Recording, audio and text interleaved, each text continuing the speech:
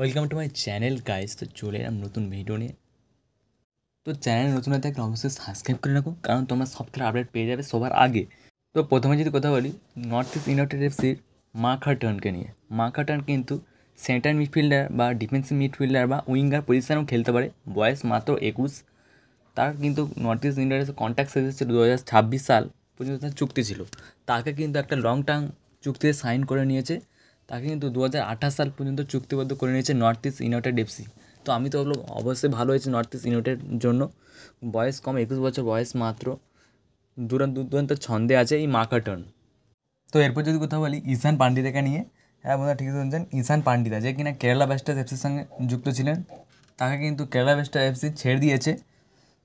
তাকে কিন্তু আইএসএলের 3টি ক্লাব অফার করেছে, পাঞ্জাব এফসি, ওড়িশা এফসি এবং চেন্নাইন এফসি।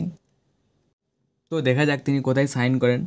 তো যদি বলো ঈশান পান্ডিতা মোটামুটি ভালোই প্লেয়ার, খুব সাবস্টিটিউটে গোল করতে আমরা দেখেছি ঈশান পান্ডিতাকে এফসি গোয়াতে বলো বা জামশেদপুরে বলো। জামশেদপুরেতেও অতটাও গেম টাইম পায়নি এবং ওড়িশা এমনি এমনি এফসি গোয়াতেও অতটাও গেম টাইম পায়নি। আর কেরালাতে তো বলতে গেলে গেম টাইম পাইনি। তো আমি বলবো ঈশান পান্ডিতকে প্রথমে যেই ক্লাবেই যাক না কেন যেন গেম টাইমটা লক্ষ্য করে, পয়সাটা ফ্যাক্টর নয়।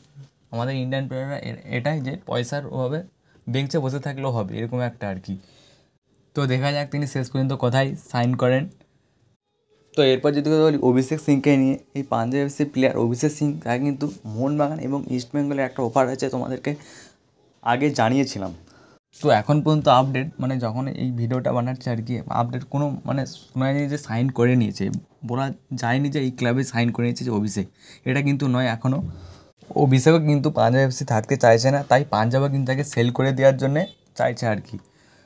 যতটা সম্ভব ইস্ট বেঙ্গল একটু এগিয়ে আছে, কারণ ইস্ট বেঙ্গল নিখিল প্রভু এবং অভিষেক সিংকে মোটামুটি 4 কোটি টাকা ট্রান্সফার ফির মতো দাবিতে, তাই ইস্ট বেঙ্গল একটু এগিয়ে আছে। আর মোহনবাগান শুধু অভিষেক সিংকে চাইছে, যতটা সম্ভব শোনা যাচ্ছে এটাই, কিন্তু এখনও পর্যন্ত কোনো ক্লাবে সাইন করেনি।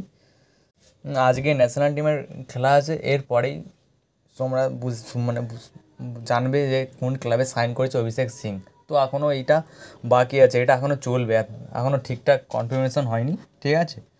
তো এরপর যদি কথা বলি, আজকে কিন্তু ন্যাশনাল টিমের খেলা আছে বিকেল 5টা থেকে, ঠিক আছে। তোমরা সিঙ্গাপুরের সঙ্গে হংকংয়ের সঙ্গে কিন্তু ইন্ডিয়ার খেলা আছে।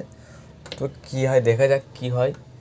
হংকং কিন্তু 8বার জিতেছে এবং আমাদের ইন্ডিয়া কিন্তু 9বার জিতেছে এবং 7বার কিন্তু ড্র হয়েছে।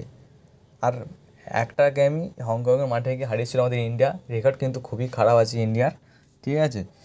তো ইন্ডিয়ার যদি প্লেইং 11 নিয়ে কথা বলি, গোলেতে অবশ্যই বিশাল কাইত এবং চারের ডিফেন্সে সন্দেশ জিঙ্গান এবং আনোয়ার আলী, এবং সাইড ব্যাকে আমি মোহনবাগান ফ্যান হিসেবেও বলবো যে আইসিসি চলে না, তাই আমি ওই জায়গাটাতে অভিষেক সিং ট্যাকচামকে আমি খেলাবো এবং লেফট ব্যাকে নাওরেম রোশন সিংকে আমি খেলাবো। কারণ নাওরেম এবং অভিষেক দুজনেরই স্পিড আছে, দুজনেই ওভারল্যাপে ভালো যেতে পারে আর কি। এবং মিডফিল্ডারে সুরেশ সিং ওয়াংজাম এবং আপুইয়াকে আমি রাখবো, এবং নাম্বার 10 হিসেবে আমি ব্যান্ডন ফার্নান্ডেজকে রাখবো, এবং রাইট উইঙ্গার লালেনজোলা ছাংদে এবং লেফট উইঙ্গার লিস্টন কোলাস এবং স্ট্রাইকার সুনীল ছেত্রী। এবং সেকেন্ড হাফে আমি আশিক কুরান, নাওরেম মহেশ সিং, সুহেল ভাট এদেরকে ট্রাই করবো। এরকম একটা আমার ফরমেশন নেবে। তোমাদের মতামত জানাও অবশ্যই কমেন্ট বক্সে। দেখা যাক আজকের ম্যাচ কী হয়।